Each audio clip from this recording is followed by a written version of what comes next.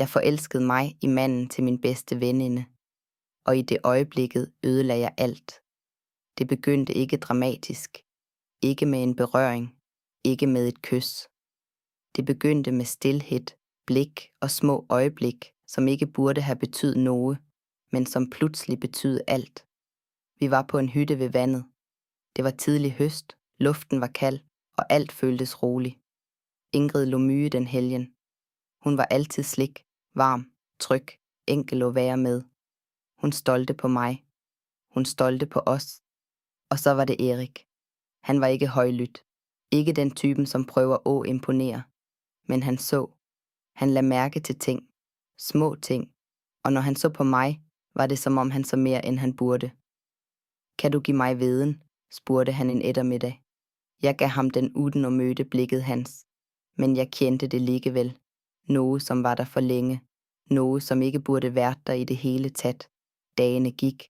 Vi lagde mat sammen, gik ture, snakkede om alt og ingenting. Alt virkede normalt. Men det var ikke det. Hver gang Ingrid forlot rummet, ændrede luften sig. Du er anderledes, end hun tror, sagde han en kvæld. Jeg så bort.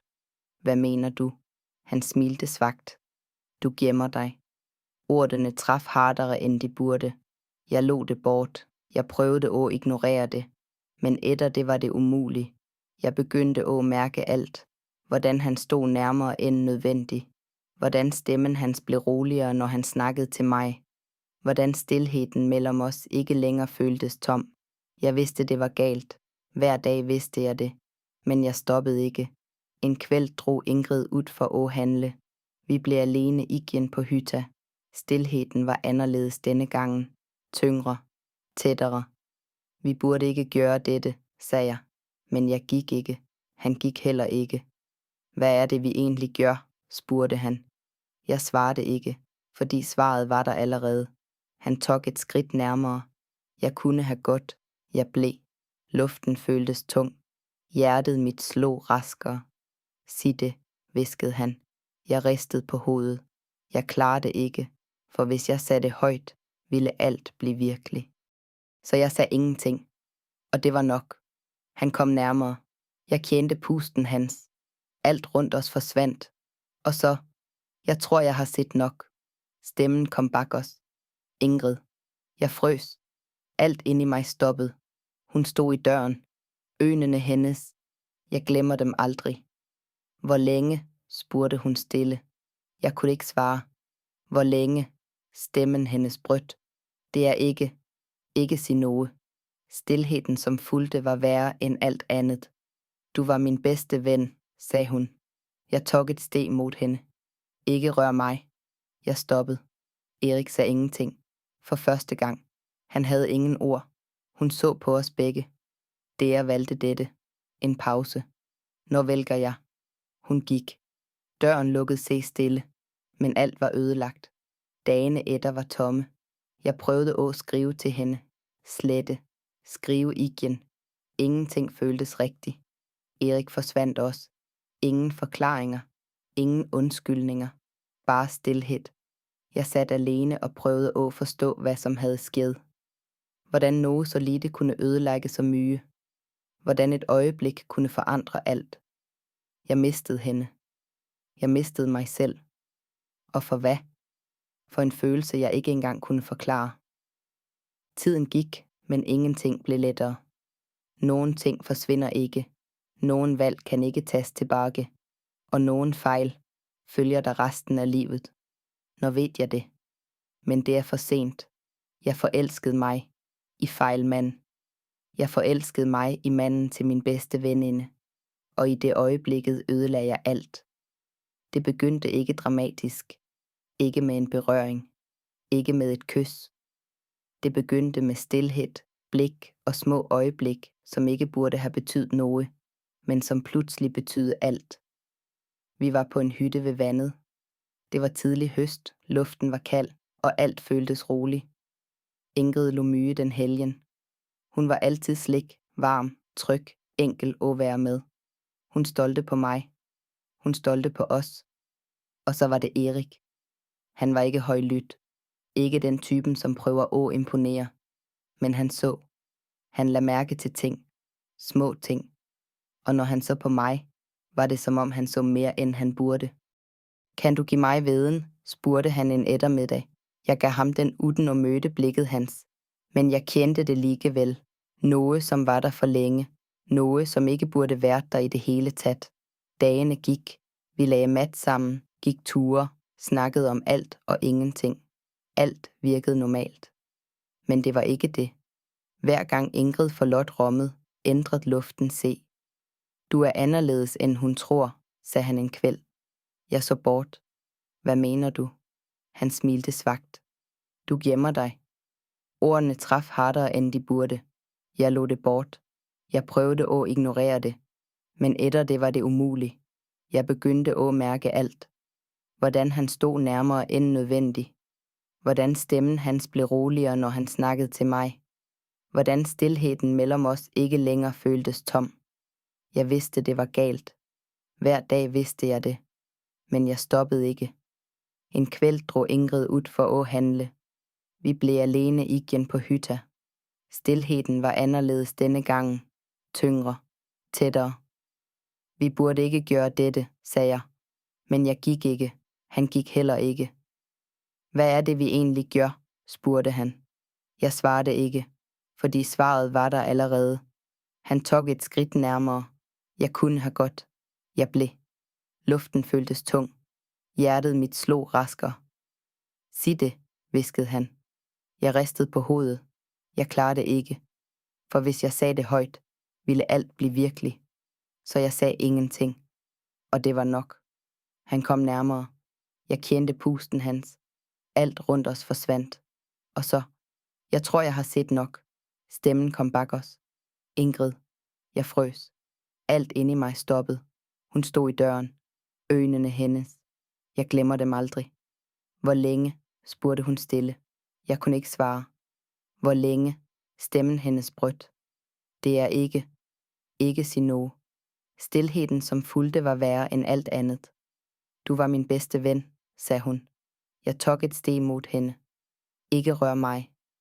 Jeg stoppede. Erik sagde ingenting. For første gang. Han havde ingen ord. Hun så på os begge. Det jeg valgte dette. En pause. Nu vælger jeg. Hun gik.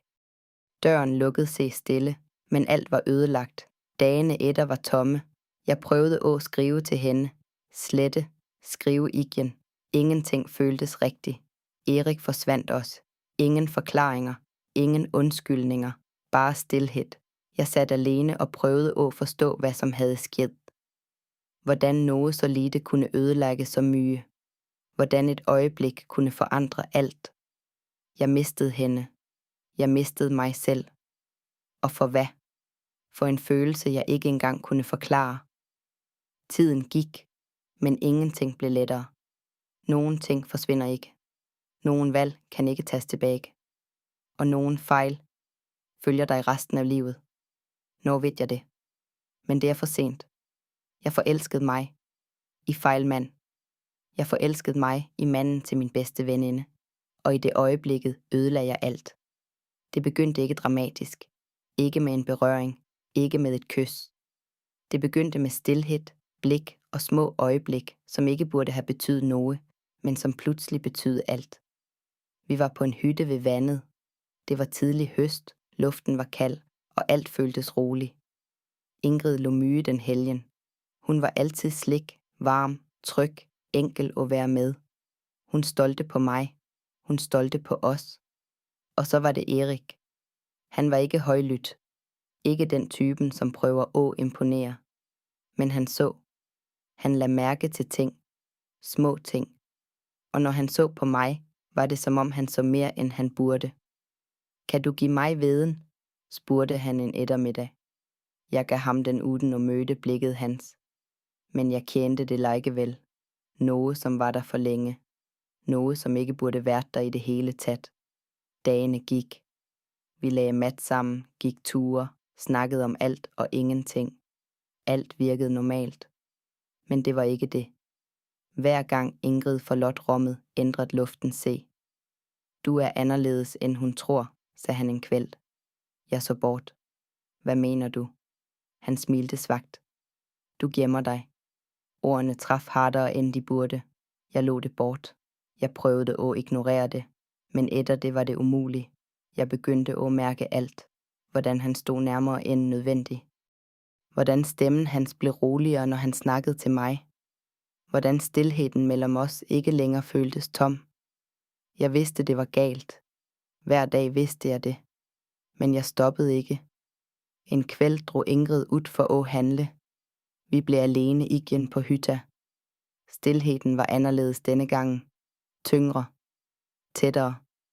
Vi burde ikke gøre dette, sagde jeg. Men jeg gik ikke. Han gik heller ikke.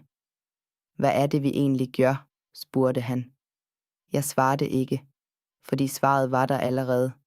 Han tog et skridt nærmere. Jeg kunne have gått. Jeg blev. Luften føltes tung. Hjertet mit slog raskere. Sig det, hviskede han. Jeg ristede på hovedet. Jeg klarede ikke, for hvis jeg sagde det højt, ville alt blive virkelig. Så jeg sagde ingenting, og det var nok. Han kom nærmere. Jeg kendte pusten hans. Alt rundt os forsvandt. Og så, jeg tror jeg har set nok. Stemmen kom bak os. Ingrid. Jeg frøs. Alt inde i mig stoppede. Hun stod i døren. Øjnene hendes. Jeg glemmer dem aldrig. Hvor længe? Spurgte hun stille. Jeg kunne ikke svare. Hvor længe? Stemmen hendes brødt.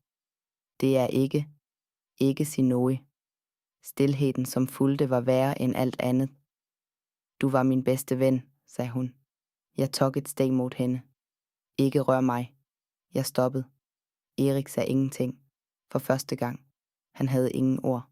Hun så på os begge. Der valgte dette. En pause. Når vælger jeg? Hun gik. Døren lukkede sig stille. Men alt var ødelagt.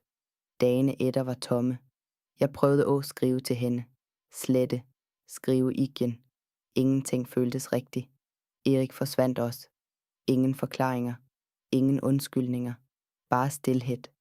Jeg satte alene og prøvede at forstå, hvad som havde sket. Hvordan noget så lite kunne ødelægge så mye. Hvordan et øjeblik kunne forandre alt. Jeg mistede hende. Jeg mistede mig selv. Og for hvad? For en følelse, jeg ikke engang kunne forklare.